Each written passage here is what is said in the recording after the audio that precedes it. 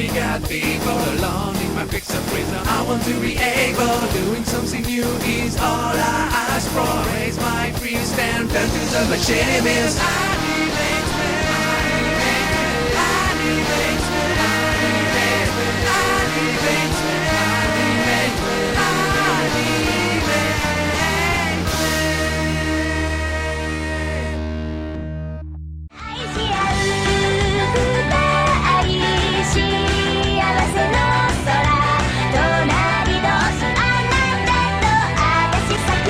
You know, I haven't really covered a lot of Super Smash Bros. Brawl machinima on this show, and I can think of a couple of reasons why, but it was inevitable that one was going to come my way.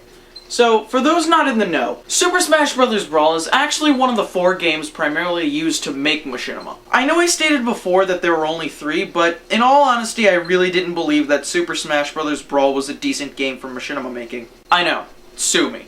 But from what I do know of the Brawl Machinima universe is that you need the proper hacks in order to manipulate the camera and change up the textures and models as you see fit in order to pull off a decent video. There are only a handful of popular series, several of which were cancelled, and one single person happens to be the butt of every single joke in the Super Smash Bros. Community. But I digress. The entire discussion of Super Smash Bros. Brawl Machinima tends to be a bit Marganars to me.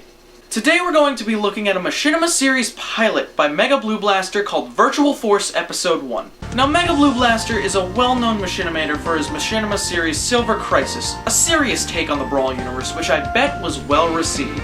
You guys! Pokemon is so serious!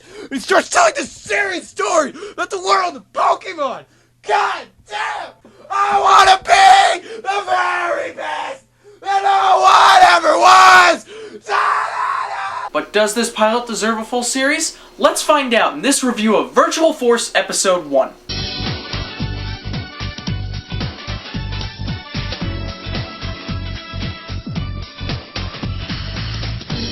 Virtual Force is about, well, how about we let the standard exposition do my job for me? Virtual Force, a virtual reality game where players use virtual independent personas, also known as VIPs, to battle each other in virtualized simulations. Upon entering these simulations, players use virtualizers to transmogrify into their VIPs, thus giving them the power to fight. Each VIP has their own computerized mind, and with it, their own personality. With players having no mental or physical damage when playing the game in virtualized form, the game flourished. Within decades, Virtual Force became the #1 most popular game in the world. And thus begins the story of Rilo. Now, in theory, this sounds like a very interesting plot that can work out. And then came the first lines of dialogue. Hello there, my name is Rilo. Today is my 14th birthday. Today I'm old enough to play Virtual Force and get my very own VIP. If you're wondering what's going on, I'm supposed to catch the special release of a new VIP held at my local battle center. But I overslept from playing too many video games last night. Yeah, it doesn't seem so original when you take a second look. But anyway, it's pretty evident that it takes a lot of inspiration from anime. The structure of this episode has essentially, and I hate saying this, the same sort of structure as an anime directed towards children, such as Pokemon or Digimon, or something else with a mon in its title. Now usually in these reviews I'll talk about the writing for a certain character in specific, but I really can't. I think that when trying to develop characters for this machinima, they just went to the dartboard on this one. Ha! We got a sassy gay friend! You know, maybe we should go back to the drawing board and try and flesh out our characters so they're not one-dimensional. Nonsense, dude. This is machinima. They only care about content. It's not like they care about our characters or anything like that. So let's make the next one. Uh-oh. Looks like we've got a homophobic stick in the mud. What shenanigans will they cause? So needless to say, the writing for Virtual Force is just meh.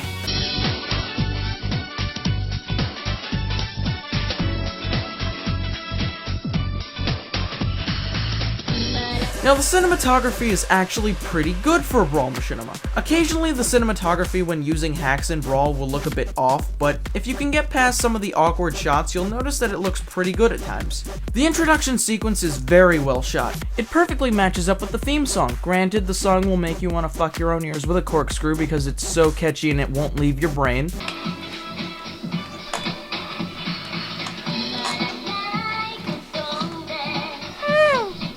Oh, come on!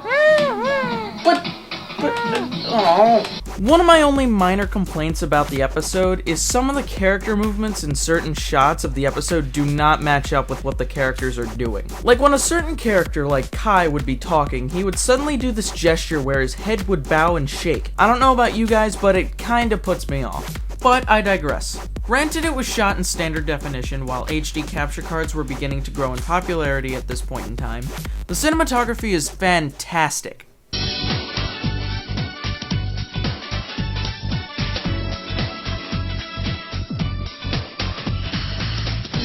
Where do I even begin?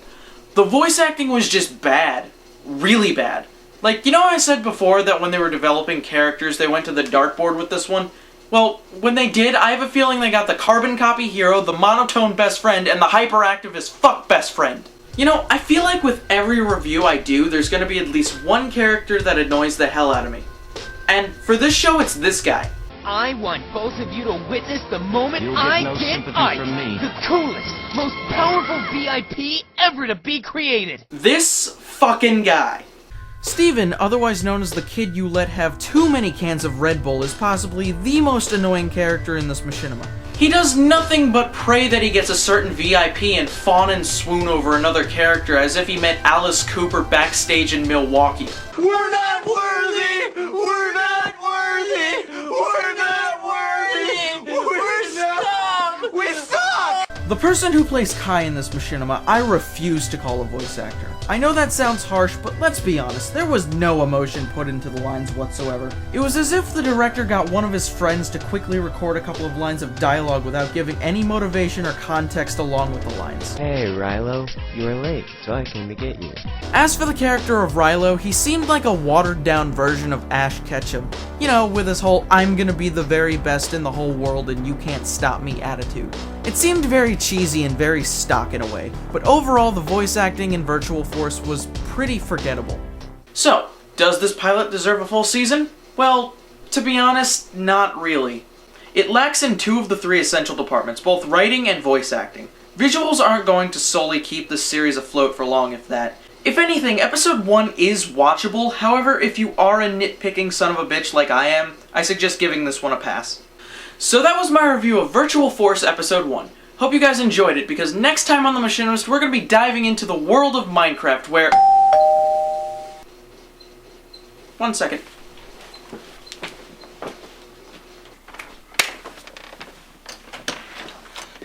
Hello. Hi! That's cool. I can wait. Gonna go back to my room.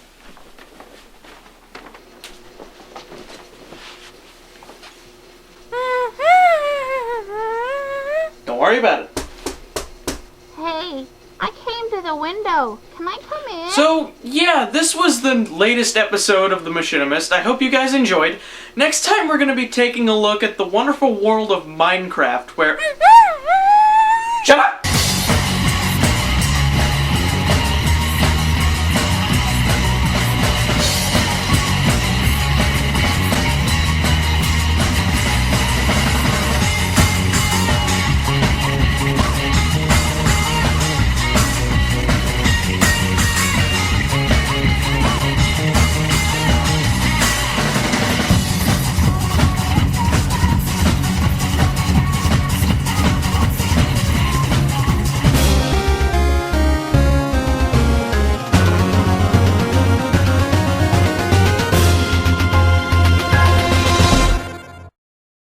Why do I let you in my house?